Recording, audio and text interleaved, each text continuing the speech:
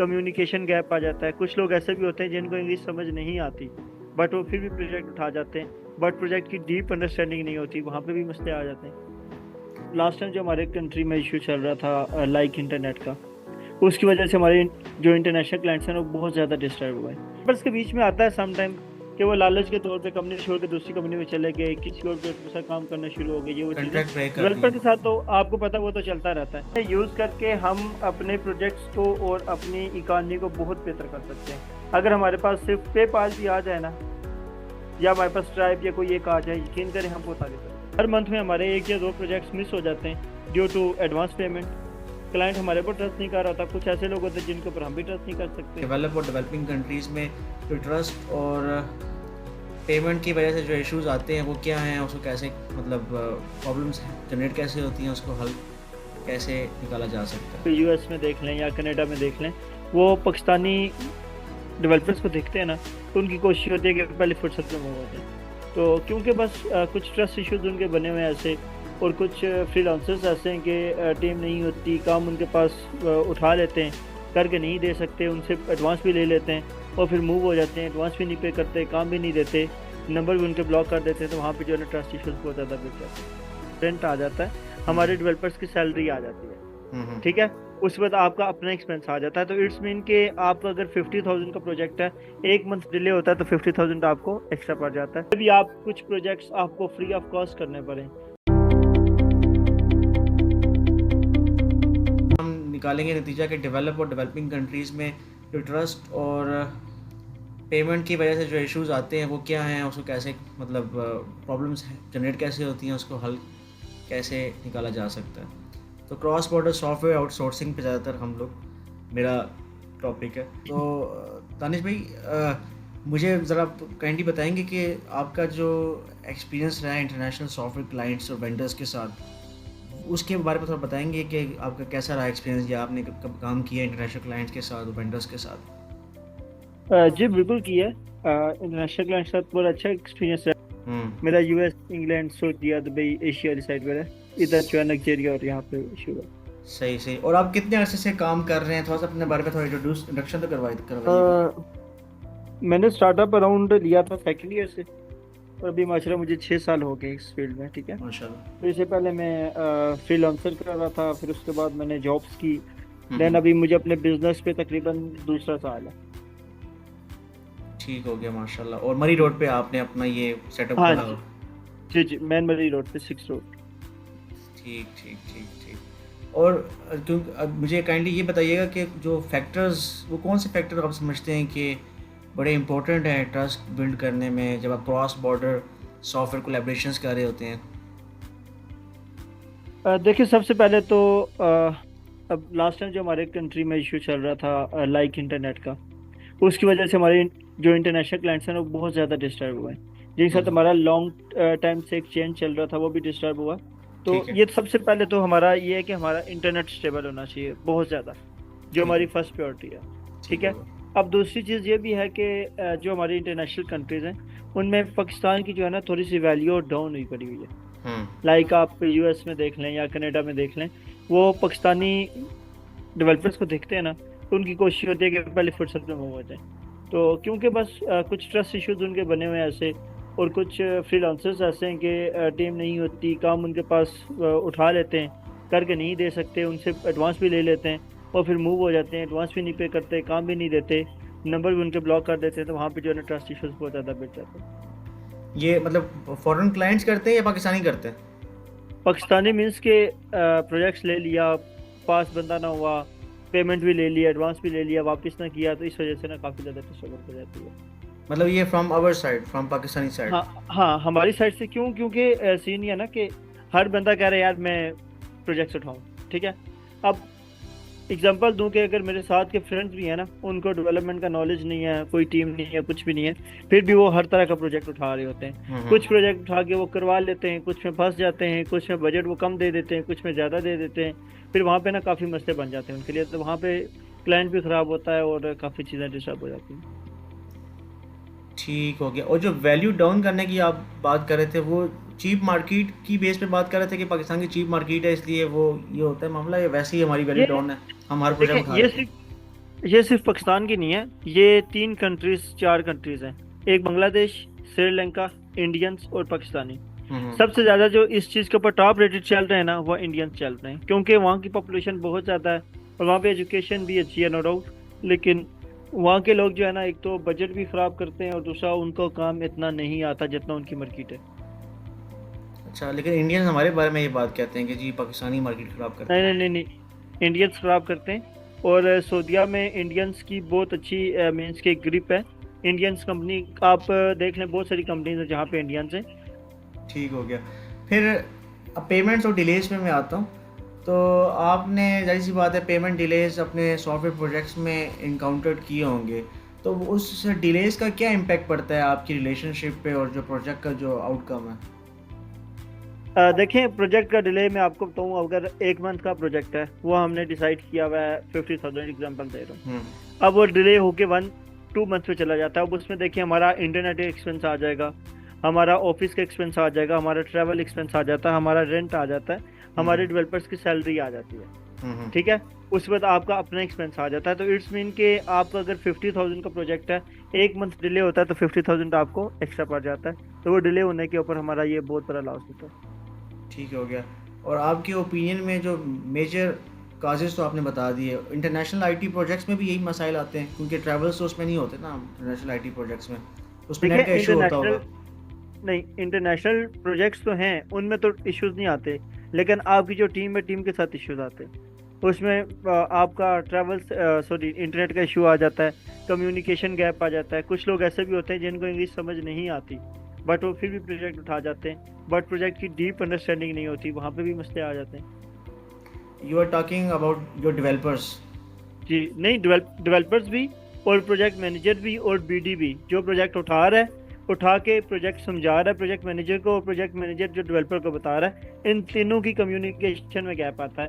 क्योंकि जिस बंदे ने क्लाइंट के साथ कम्युनिकेट किया होता है, उसका खुद का कॉन्सेप्ट ही नहीं क्लियर होता, और वो अपने हिसाब से आगे काम करवा रहा होता है, और वो चीज़ कोई और बन जाती है। मतलब क्लाइंट कुछ और एक्सपेक्ट कर रहा होता है, बनता कुछ और है। मतलब आप ये कह रहे हैं कि आप लोग बिजनेस डेवलपर हायर करते हैं, उसके थ्रू जी प्रोजेक्ट्स लेते हैं, और वो सारा कुछ जी जी, बिजनेस डेवलपर पे ही इन्हसार कर रहा होता है, वो उसकी बिल्कुल कम्युनिकेशन कैसी है क्लाइंट के साथ।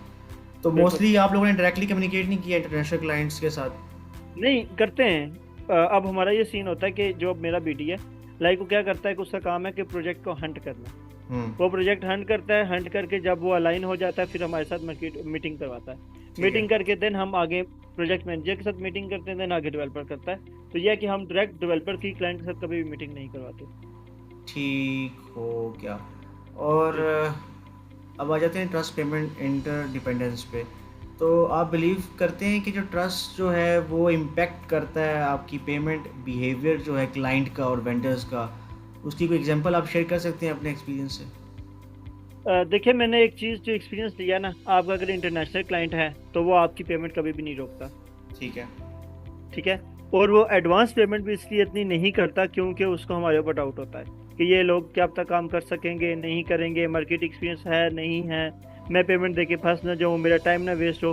क्योंकि इंटरनेशनल क्लाइंट को पेमेंट का मसला नहीं होता, उनको टाइम का मसला होता है। ठीक हो गया। जी जी। ठीक हो गया। ठीक है। फिर आपके व्यू के मुताबिक क्या चीज़ पहले आती है, मतलब ट्रस्ट जो कि ट्रस्ट पहले आता है या पेमेंट पहले आती है? क्योंकि ट्रस्ट जो है ऐसी बात है इनेबल नहीं नहीं, करता है देखें, स्मूथ पेमेंट्स। आपने आपने अपने क्लाइंट को बनाना है ना, तो आपने उसको बनाने के लिए आपको ट्रस्ट करना पड़ेगा।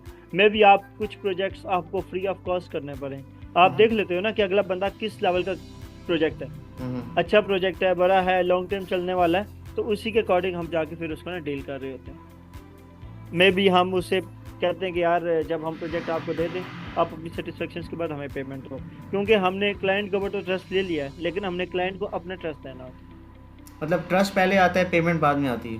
ट्रस्ट पहले है भाई, ट्रस्ट करेगा तो वो पेमेंट रिलीज करेगा। ठीक है। किसी की और जेब से फ्रॉम पैसा योर एंड निकालना भी और पड़े। उसके एंड में भी, दोनों दोनों तरफ? बिल्कुल। देखिए, जो प्रोजेक्ट मैनेजर है ना, लाइक जो कंपनी है, कंपनी ज्यादा ट्रस्ट करती है क्लाइंट के ऊपर। ठीक है। क्लाइंट हमें पेमेंट रिलीज करे या ना करे, कंपनी को उसका उसको ट्रस्ट दिलवाना ही होता। कंपनी उसके ऊपर ट्रस्ट लेके आएगी, देन क्लाइंट आपके ऊपर ट्रस्ट करेगा, और वो आपको 50% की जगह 100% एडवांस पे कर देगा अगर उसको ट्रस्ट हो गया। ओके। अच्छा, तो आपने कभी इस तरह का कोई ट्रस्ट का कोई इशू फेस किया, पेमेंट रिलेटेड चैलेंजेस स्पेसिफिकली? मैं ये बात जो कर रहा हूँ वो कल्चरल और रीजनल डिफरेंसेस की बात कर रहा हूँ जो ग्लोबल आईटी कोलैबोरेशन के दौरान होता है इस देखिए कंटेक्स्ट में। बहुत बहुत बहुत ज़्यादा होता है। अब हर मंथ में हमारे एक या दो प्रोजेक्ट्स मिस हो जाते हैं due to advance payment. Client हमारे पर ट्रस्ट नहीं कर रहा होता, कुछ ऐसे लोग होते हैं जिनके ऊपर हम भी ट्रस्ट नहीं कर सकते, तो ये हमारा इशू चल रहे होते हैं। लेकिन कल्चरल और रीजनल डिफरेंसेस की वजह से ना, मिसाल के तौर पे आप जिस क्लाइंट से बात कर रहे हैं उसका कल्चर डिफरेंट है, आपका डिफरेंट है, इस वजह से, या रीजनल डिफरेंस की, या वो दूर बैठा हुआ है तो इस वजह से कोई trust payment issue? Culture culture की वजह से तो नहीं होता, या कि रीजनल की वजह से होता है। समटाइम क्लाइंट्स कहते हैं कि यार हमें ना हमारी ही सिटी में चाहिए, जिसके पास अगर वो मैसेज नहीं कर सकता, कोई कांटेक्ट नहीं हो पा रहा, एटलीस्ट हम उससे जाके मिल सकें फिजिकल मीटिंग के लिए। तो यह है कि डिस्टेंस का होता है, अच्छा, कल्चर का नहीं होता, डिस्टेंस का। वो कहता है कि मिलो मुझे, मिल के बात हाँ करो। हाँ, कितने क्लाइंट्स होते हैं जो कहते हैं हमसे मिलो, और इवन के इंटरनेशनल क्लाइंट भी ऐसे होते हैं जो आपसे मिलने के लिए आ जाते हैं। फिजिकल मीटअप की बात कर रहे हैं आप? Physical meetup. देखिए जिस बंदे ने अपना बड़ा बिजनेस चलाना है ना, जिसकी प्रोडक्ट बेस है, बड़ा बिजनेस है, तो वो हाँ, आपसे डेफिनेटली जरूर मीटिंग करेगा। लोकली तो मीट करेगा, लेकिन व्हाट अबाउट की जो इंटरनेशनल क्लाइंट है वो तो नहीं मीट कर? इंटरनेशनल भी आते हैं, देखें इंटरनेशनल भी आते हैं। हम्म। आपने सुना होगा कि पूरी पूरी कंपनीज को उठा के बाहर ले जाते हैं, यहाँ पे आके सफल कर देते हैं, बट वो डिपेंड करता है कि आपका क्लाइंट किस तरह का सही सही सही। फिर अब है। लेट सपोज कि आपका इंस्टीट्यूशन है, आपने एक कंपनी बनाई है, स्टार्टअप किया हुआ है। अब सवाल ये है कि जो इंस्टीट्यूशनल और रेगुलेटरी डिफरेंसेस हैं कंट्रीज़ के दरमियान, जो बैंकिंग सिस्टम, टैक्स सिस्टम, क्या वो भी इन्फ्लुएंस करता है आपके ट्रस्ट और पेमेंट के सेटअप को?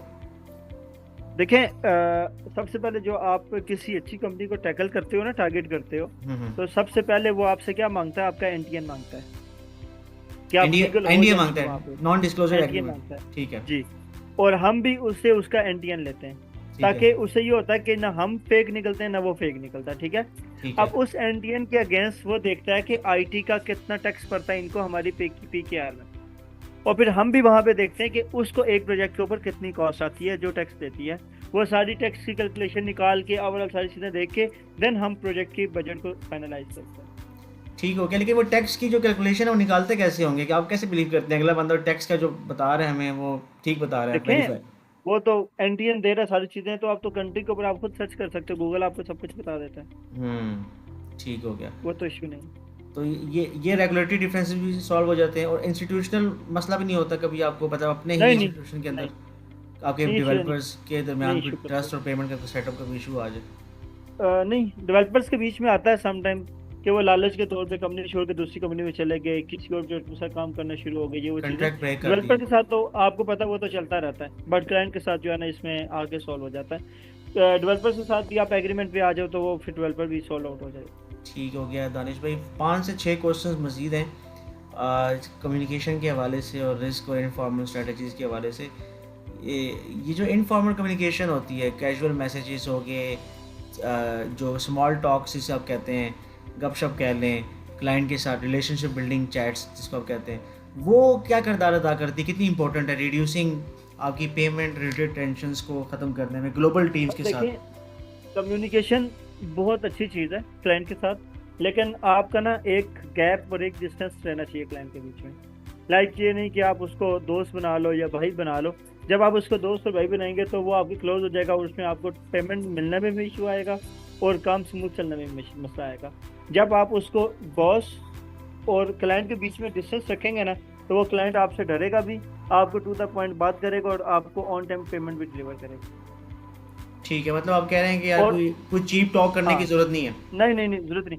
ये देखो कि क्लाइंट का फेस किस तरह का है, किस हम्म। तरह की उसकी मिस की चल रही है, क्या माइंडसेट है उसका, उस हम्म। रिगार्डिंग आप उसे पूछो। हाँ अगर वो परेशान है तो आप पूछ सकते हो। ये नहीं है कि आप उसको घुस ही जाओ, हाँ कितने बहन है, कितने भाई हैं, क्या करता है, कहाँ से पैसे ला रही है, वो चीज़ें, हाँ। वो थोड़ी सी चीप टॉक आ जाएगी, उससे बचना है। ठीक है। टू ठीक द है। पॉइंट बात रहोगे तो मेरे हिसाब से अच्छा रहेगा। Got it, got it. और ज़्यादातर कोशिश ये होती है कि डॉक्यूमेंटेड चीज़ें लो। अगर वो आपको प्रपोजल दे रहा है तो आप उसको डीपली स्टडी करो, देन आप अपना एक डॉक्यूमेंट भेजो उसको, फिर वहाँ से उसको वो देख के उसके ऊपर क्वेश्चन रेज करता है, फिर उन क्वेश्चन के ऊपर आप फिर डॉक्यूमेंट बना के उसको भेजो। ये जब आपकी डॉक्यूमेंटेशन की टॉक कम्युनिकेशन क्लियर होती है ना, उस वक्त फिर आपकी मैनुअल कम्युनिकेशन आ जाती है, जो आपकी फिजिकल एक मीटिंग होती है जैसे हमारी हो रही है। उसके बाद फिर कुछ क्वेश्चन होते हैं, देन जाके किधर आपकी मीटिंग और प्रोजेक्ट क्लोज होता है। ठीक हो गया। और कभी आपने क्लाइंट को ट्रस्ट किया है कि बेस्ड ऑन उसकी जो पर्सनल इंटरेक्शन है, मिसाल के तौर पे बातचीत कर रहा है तो पीछे बच्चे आ गए या उसने पर्सनली कुछ बातें बता दी, जब फॉर्मल कम्युनिक सिस्टम वीक होता है, कभी आपने ये चीज़ देखी है? नहीं नहीं, ऐसा नहीं होता। जो इंटरनेशनल क्लाइंट है ना, उसके पास इतना टाइम ही नहीं होता कि वो आपके साथ जरूर गपशप करे। या कोई पार्टनर हो आपका उसके नहीं, साथ? ठीक है, मतलब वो टाइम बिल्कुल क्योंकि हमारे पास भी टाइम नहीं होता कि हम किसी के साथ हम्म, फजूल को टाइम लगाएं। बिल्कुल। ठीक है। अब आ जाते हैं जो हमारे पास जो टेक्नोलॉजिकल पर्सपेक्टिव है, ख़ासतौर पे जो डिजिटल पेमेंट सिस्टम है। आप क्या समझते हैं कि जो हम डिजिटल पेमेंट सिस्टम जैसे पायोनीर हो गया, वाइज हो गया, ब्लॉकचेन, पेपल, क्या इनको यूज़ करके हम आउटसोर्सिंग रिलेशनशिप में ट्रस्ट डेवलप कर सकते यूज करके हम अपने प्रोजेक्ट्स को और अपनी इकॉनमी को बहुत बेहतर कर सकते हैं। अगर हमारे पास सिर्फ पेपाल भी आ जाए ना, या हमारे पास स्ट्राइप या कोई एक आ जाए, यकीन करें हम बहुत आगे चले जाएंगे। हैं? तो उसमें क्या इश्यूज़ आ रहे हैं वो आप क्या समझते हैं कि क्या गवर्नमेंट की तरफ से क्या जो चीज़ें नहीं ना, अलाउ इम्प्लीमेंट? नहीं करती ना, गवर्नमेंट नहीं लेके आ रही तो किधर से? ठीक है, गवर्नमेंट लेके आना चाहे तो वो तो कल लेके आए, तो मैं कह रहा हूँ कल से ही टोटल सेटअप चेंज हो जाता है। ठीक है। तो पेपाल अगर आ जाता है तो उससे आपको क्या फ़ायदा होगा? फायदा ये है कि हम हर क्लाइंट को नीच कर सकते हैं। अब कुछ क्लाइंट्स होते हैं जो हमें कहते हैं यार पेपाल दो, हमारे पास नहीं होता, बट वो हमें अपने किसी पे नहीं देते, फिर वो कहते हैं आप हमसे आके फिजिकल चेक ले जाओ। पर वो हमारे लिए पॉसिबल नहीं होता, ये चीज़ें होती सारी, पेमेंट नहीं आती ना। फिर वो कहते हैं कि यार आप आ जाओ इधर अपवर्क फाइवर के ऊपर, प्रोजेक्ट अगर $100 का है, अपवर्क फाइवर पे आते हैं 30% उधर चला गया, फिर बैंक में आता है, बैंक से 2-4% उधर से चला गया, फिर जेब में क्या बचा, डेवलपर की कॉस्ट क्या जाएगी। तो वहाँ पे जो है ना हमारे मसले आते हैं, इस वजह से हम एक प्रोजेक्ट को छोड़ देते हैं। ठीक है। अब साइबर सिक्योरिटी की मैं बात कर लूँ कि साइबर सिक्योरिटी का क्या रोल है ट्रस्ट डिसीजंस बनाने में, ख़ास तौर पे जब आप पेमेंट्स की बात करते हैं और डाटा शेयर करते हैं और आपका क्लाइंट बैठा हुआ है या कोई डेवलपमेंट टीम बैठी हुई है अक्रॉस द बॉर्डर, हम्म। तो उसमें साइबर सिक्योरिटी का कोई रोल है? कोई मेरे हिसाब से तो नहीं है डिसीजंस, रोल। ट्रस्ट डिसीजंस में नहीं? नहीं नहीं। ठीक है। बस फाइनल रिफ्लेक्शन की तरफ आते हैं। Last 2 questions. If you could improve one thing, कि अगर आप कोई एक चीज़ इम्प्रूव करना चाहें ट्रस्ट और पेमेंट के बारे में जो आप ग्लोबल आईटी कोलैबोरेशन में कर रहे हैं, तो वो क्या चीज़ होगी? ट्रस्ट। ट्रस्ट। ठीक है। और what advice you will give to someone starting a new software outsourcing project across border, मतलब कोई आप क्या एडवाइस देंगे कि एक बंदा जो नया एक outsourcing project across the border शुरू कर रहा है, specially regarding trust and payment? Trust, और सबसे पहले कि अपना नेटवर्क स्ट्रॉन्ग करें। Network trust strong. होगा तो नेटवर्क बनेगा। ट्रस्ट होगा, नेटवर्क, मतलब इसको थोड़ा एलेबरेट कर सकते हैं आप काइंडली? लाइक आपका नेटवर्क बने ना, आपने किसी को काम करके दे दिया, उसने आगे रेफर कर दिया, उसने आगे रेफर कर दिया। आप आपको बंदा तब ही रेफर करेगा जब उसके ऊपर आपको ट्रस्ट होगा। तो ये चीज़ है। ठीक हो गया, बहुत शुक्रिया दानिश भाई। मैं आपको हो सकता है जहाँ पे थोड़ी बहुत क्लैरिटी ना हो, जिस जिस पॉइंट पे, मैं आपको एक बार दोबारा फॉलो अप करूँ एट योर अवेलेबल टाइम, चलो। At your feasible time. Thank you so much.